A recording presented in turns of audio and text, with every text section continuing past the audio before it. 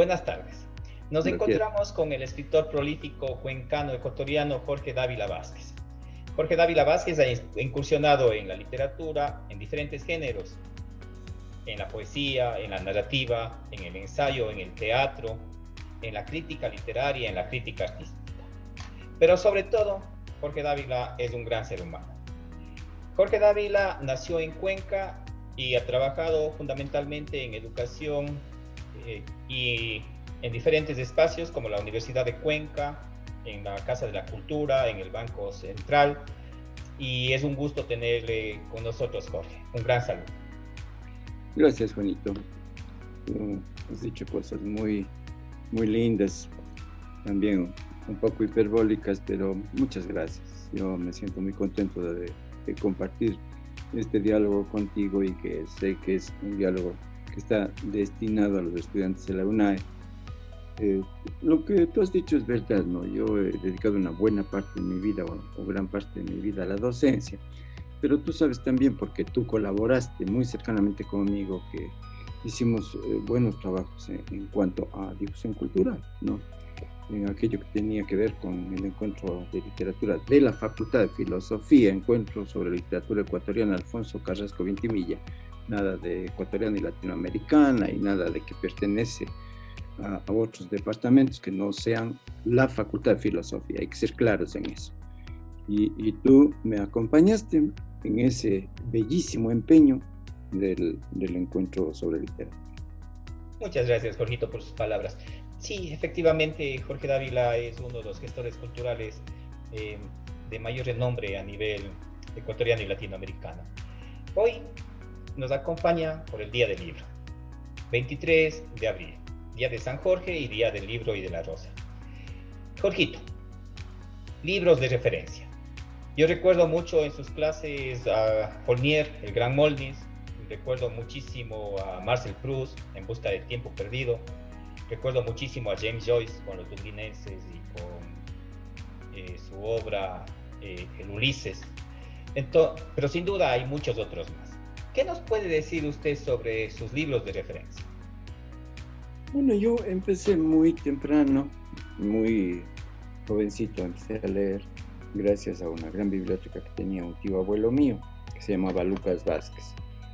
Y gracias al empuje de mi madre, pues que mi madre era una lectora constante, y una de mis tías que se llamaba Laura Vázquez, que murió muy jovencita, ellas tenían una colección de revistas Leoplan, y en las revistas Leoplan venían novelas completas. Y pues a través de eso yo fui entrando en ese terreno peligroso de la novela, porque es peligroso en el sentido de que uno empieza a leer una novela y quiere otra, y quiere otra, y quiere otra, y entonces eso toma bastante tiempo. A mí me pasó con Verne, que yo leí todo lo que se podía conseguir aquí en la librería Ecuador, que era de un tío mío, Ignacio Andrade, y después fue de la Margarita Peñarrera. Entonces yo acabé, digamos, con la colección de Verne. Me encantó siempre. Y después Dumas, ¿no? Alguna vez leí también algo de Salgari, pero no me llamó tanto la atención como me llamaba Verne. O sea, lo que me gustaba de Verne era ese estilo reposado, esa sabiduría, esa serenidad ante todos los problemas, ante todas las cosas. Eso realmente fue para mí una de mis fascinaciones. Y en Dumas, en cambio, lo que me gustó fue la acción, ¿no? La superacción que se da en Los Mosqueteros, con el Conde de Montecristo, el misterio, toda esta cosa tan apasionante en él. Y luego, pues nada, ya digamos, fui derivando hacia otras cosas. Uno de los primeros autores franceses que, distinto, digamos, de lo que había leído hasta entonces, fue para mí Guy de Maupassant. Yo cuando leí Bola de Cebo, debo haber tenido más o menos unos 14, 15 años, me quedé tan impresionado con ese cuento que decidí buscar todas las cosas de Maupassant que podía encontrar, y pues naturalmente leí montones de cuentos y leí sus novelas. Luego pasé a uno de los maestros de Maupassant. Debí haber invertido el orden de la lectura, pero la verdad es que empecé por Maupassant y luego yo fui a Flaubert. En Flaubert encontré una especie de revelación en Madame Bovary y sobre Salambó, que es una novela absolutamente exquisita, y unas novelitas breves que él les llamó cuentos, pero que realmente son novelas, Un corazón sencillo y San Julián el Hospitalario. Y de ahí pues estuve, digamos, muy apasionado con ciertas obras de Balzac. Por ejemplo, a mí me fascina El lirio en el valle, que me parece una novela delicada, exquisita, y también con Stendhal, ¿no? A mí el Rojo y el Negro y La Cartuja de Parma me parecen dos obras maestras de la literatura universal realmente.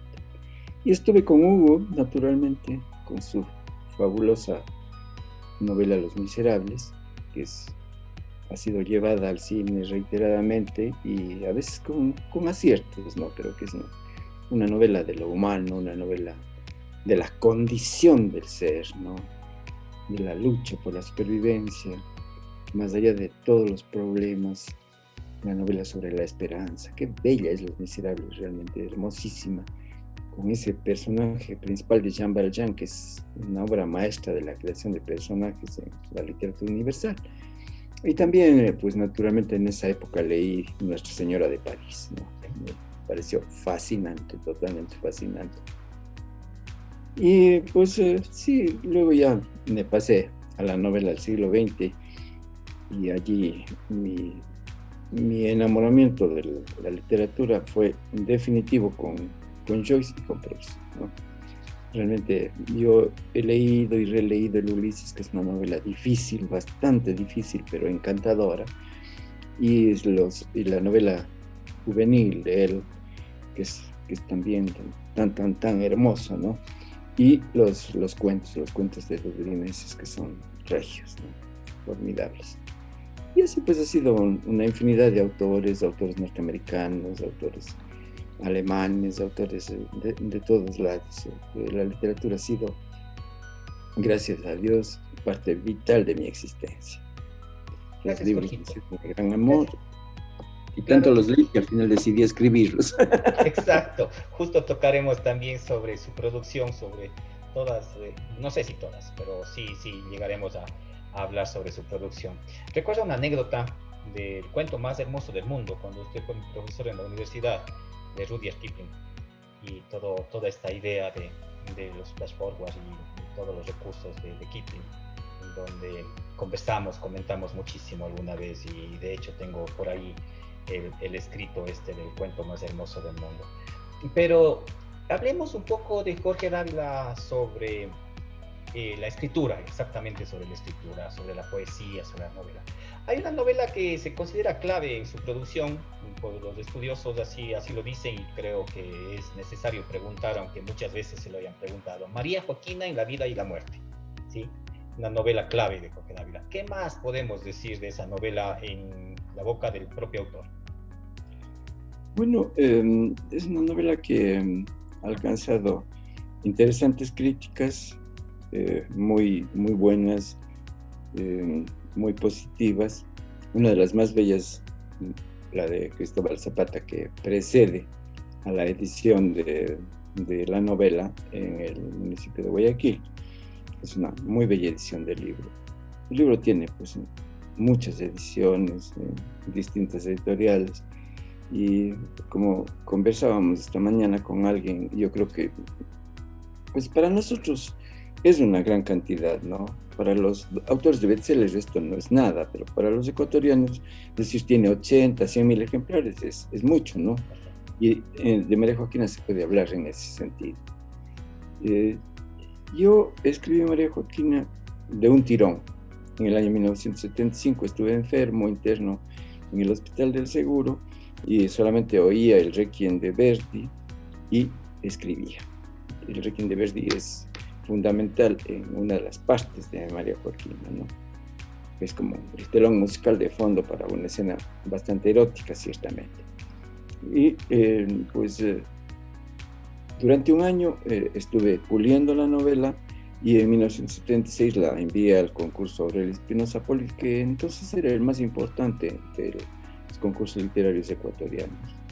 4 años después, en el 76, yo gané el premio por la novela, y 4 años después volví a ganar el premio por el libro de cuentos Este Mundo es el Camino, que es un libro que yo quiero mucho. y que está agotado hace mucho tiempo. Y creo poder afirmar que yo soy el único autor ecuatoriano que ha ganado 2 veces el Aurelio Espinosa Poli. Y después ya se prohibió esto de que un autor que hubiera ganado participe. Después se abrió un poco, digamos, de que tú podías participar en un género en el que no hubieras ganado, pero de todas maneras creo que no se dio el caso. Yo creo que el Aurelio Espinosa Poli es un premio importantísimo, sigue siendo un premio importantísimo, ¿no? A veces ha bajado de calidad también, pero en general yo creo que sigue siendo el premio literario más importante del Ecuador. Muy bien. Muy bien. Y pasándonos al siguiente género, en esta entrevista a Jorge Dávila Vázquez, escritor ecuatoriano, vamos a hablar sobre la poesía. Jorge Dávila tiene en su producción innumerables libros de poesía, pero quisiera acercarme a un texto que se llama Memoria de la Poesía. Tiene un epígrafe que dice: para ti, mi compañera de tantos años, y efectivamente está hablando a la poesía. Jorge, ¿son los autores de cabecera los que están aquí? ¿Son autores referenciales? ¿Son autores que uno podría tomarlos como docente y sugerirles a los estudiantes? ¿Qué decir de este texto extenso y tan hermosamente escrito, Memoria de la Poesía? Bueno, yo le tengo mucho cariño a la Memoria de la Poesía, porque en realidad, como tú dices, es como un registro de toda la gran poesía universal que yo había leído hasta la época en que escribí ese extensísimo poema, porque es un solo poema extensísimo, ¿no?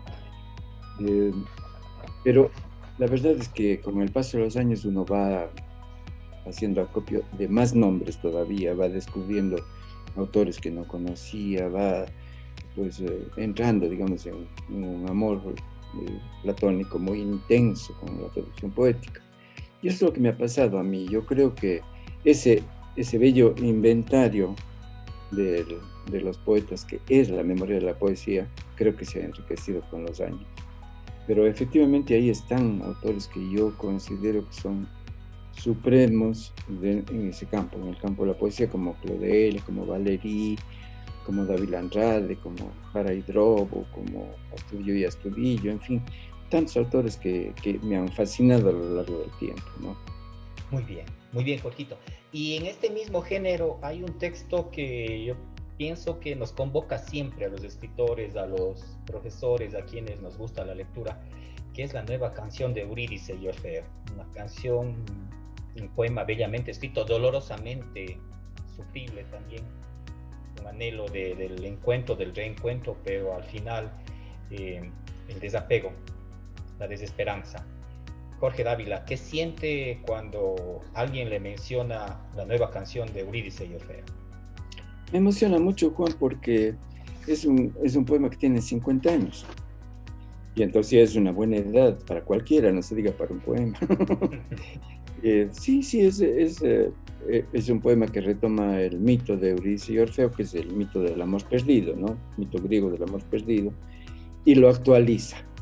O sea, lo interesante de ese poema es que es actual, digamos. Toma el mito, sí, pero toma el mito como referencia nada más. Y pues a la gente le gusta esta especie de pseudo diálogos que hay, ¿no? Es como si él le hablara a ella y él ya le respondiera a él, pero en realidad no hay diálogo, por eso es que hablo de pseudo diálogo. No hay comunicación entre los dos amantes, simplemente cada uno de ellos expresa su sentimiento, pero no se comunican propiamente. A mí, pues, como te digo, me emociona mucho cuando alguien se refiere a este viejo poema, porque veo que, pese al paso de los años, de las décadas, está todavía vivo.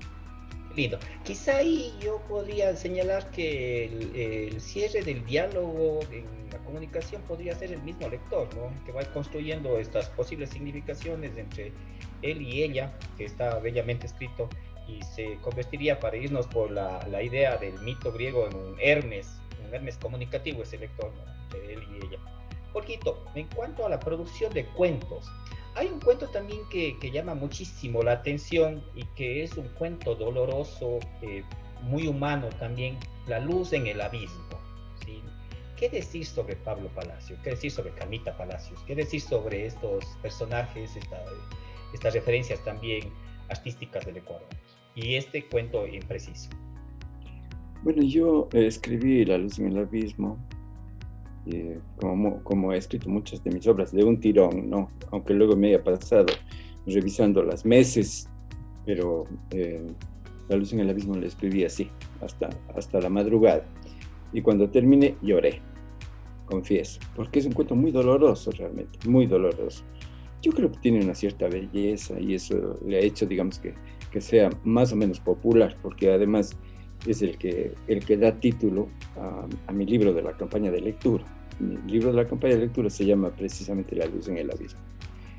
Yo he evocado la figura de Palacio y la figura de Carmita Palacio, su esposa, a través de los recuerdos de Laura Romo de Crespo. Pasábamos unas vacaciones en Esmeraldas y Laura vivía cerca de donde estábamos nosotros. Ella tan hermoso ser, tan comunicativo, tan lleno de memorias, tan conectada con la cultura ecuatoriana y que nunca ha sido debidamente reconocida todavía. Hay que reconocer también eso, hay que señalar. Y esta mujer que fue el gran amor platónico de César Dávila, recuerdo sentados sobre una canoa volteada a la orilla del mar de Esmeraldas, en Sua o en Atacames. Ella evocaba largamente toda esta pasión terrible, esta pasión como la de Cristo, digamos, que fue la vida de Palacio, interno en una institución para enfermos mentales, sumido en un silencio eterno, ¿no? Del que no salió nunca. Y la vocación de Carmen allí todo el tiempo para ayudarle, para acompañarles. Es dolorosísimo ese drama, dolorosísimo, ¿no? Y yo creo que es mi tributo a ese autor, que es uno de los autores ecuatorianos a quienes yo más admiro.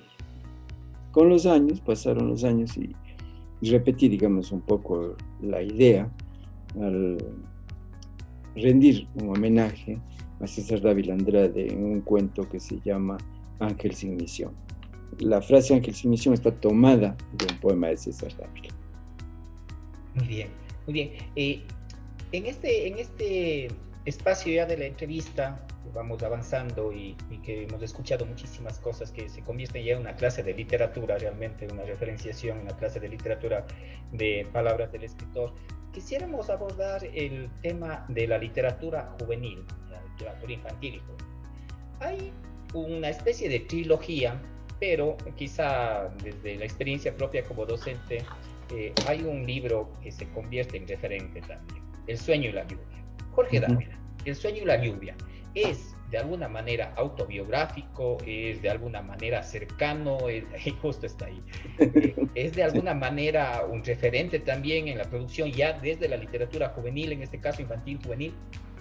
Sí, yo no había, digamos, publicado nada con intenciones juveniles hasta que Francisco Delgado, que es el maestro de la literatura infantil y juvenil en el Ecuador, me propuso hacer un par de publicaciones. Él trabajaba en esa época en una editorial y entonces se lanzó e hizo la publicación de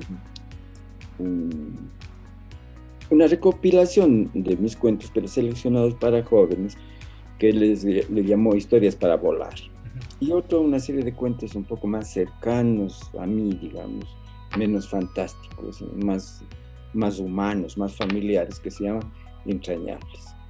Con el paso de los años, la vuelta a la estampa, digamos, de Historias para volar quedó trunca por la pandemia, pero posiblemente la hará Edinum algún rato. Y Entrañables está publicado por Don Bosco, la editorial Don Bosco.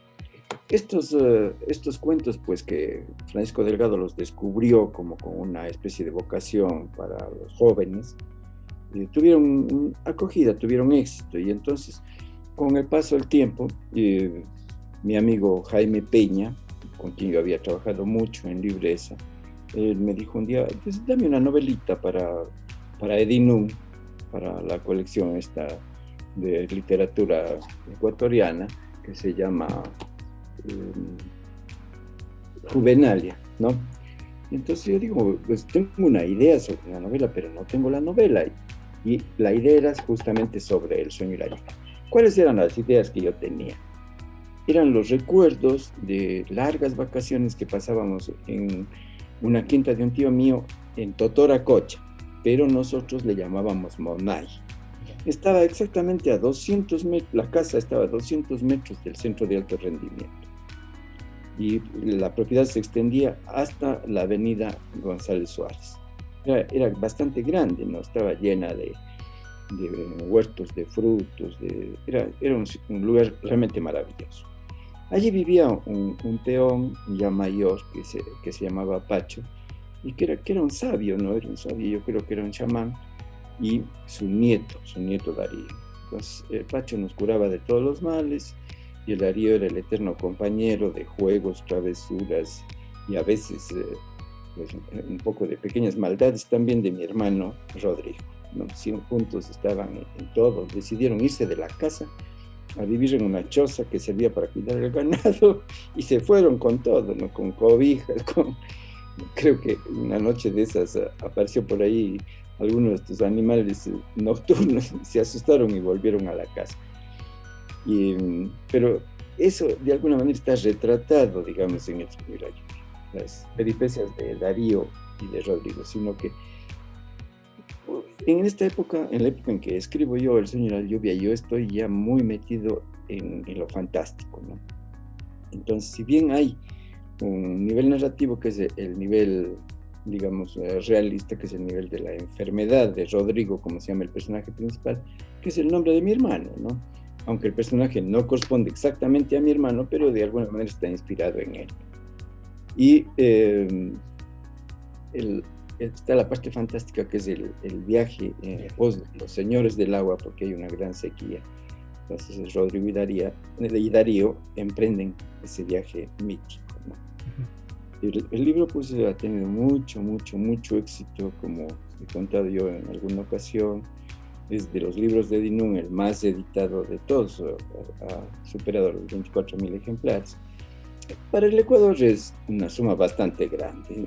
En lo internacional y desde el punto de vista del bestseller no significa nada, digamos, ¿no? Pero bueno, vivimos nuestra realidad. Así es. Pasado el tiempo, Edison Lazo, que es otro de los editores de Edinún, me dijo, oye, deberías, es tan lindo, tan fascinante el ambiente de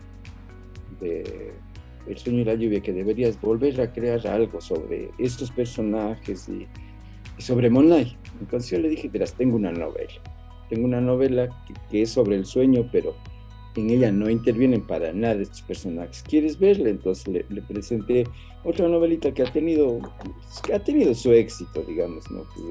Sobre todo entre los jóvenes lectores, que es Soñadora, Elena Soñadora. Y este librito también ha tenido pues muchos lectores, pero no es, si bien forma una tríada del sueño con el sueño y la lluvia y con Árboles para soñar, que sí es en cambio la segunda parte de la historia de la saga de Monay, digamos. Ahí vuelven a aparecer Darío, Rodrigo y todos los personajes que aparecen en la primera parte. Y a propósito, o sea, un paréntesis, uno de los personajes más encantadores de todos los que yo he creado es el de la mamita, que es una tita vieja que se pasa leyendo, y en El sueño y la lluvia lee El gran Morne, y en Árboles para soñar lee Los hijos de Alfonso Cuesta y Cuesta. Entonces, pues de alguna manera, como tú decías, sí tiene rasgos autobiográficos este par de novelas. No son autobiografías, ni de broma, no. Pero uno que otro rasgo de biografía, de mía, digamos, autobiografía, pues sí tiene. No es el caso de Elena. Elena es otra realidad, es la historia de una niña que sueña y cuyos sueños a veces parecen tener, digamos, una realización en la vida común. No es ese caso. Estos personajes no son distintos. Entonces, la idea de Edison de tener la trilogía no se ha cumplido. Bueno, a lo mejor en algún momento. Claro. Pero hay 3 libros, hay una tríada de libros sobre el sueño en Edinún, evidentemente. Bien. Y en cuanto a lo infantil, te quería decir exactamente.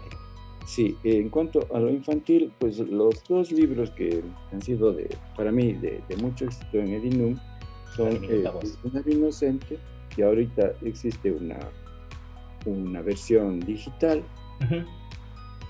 Ahí está. Y La Diminuta Voz.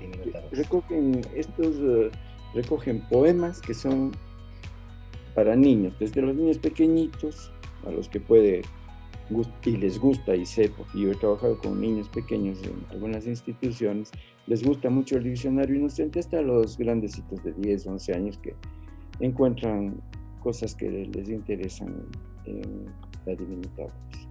Qué bien, qué linda conversación, Jorgito. Realmente al público que nos acompaña, hablar con Jorge Dávila no creo que nos tomaría solo 20, 30 minutos, nos tomaría horas, días, y así lo puedo testificar. He sido alumno de Jorge Dávila durante toda mi carrera universitaria y luego compartimos también las aulas como docentes universitarios, pero sobre todo, tal como empezamos esta entrevista, Jorge Dávila es un gran ser humano.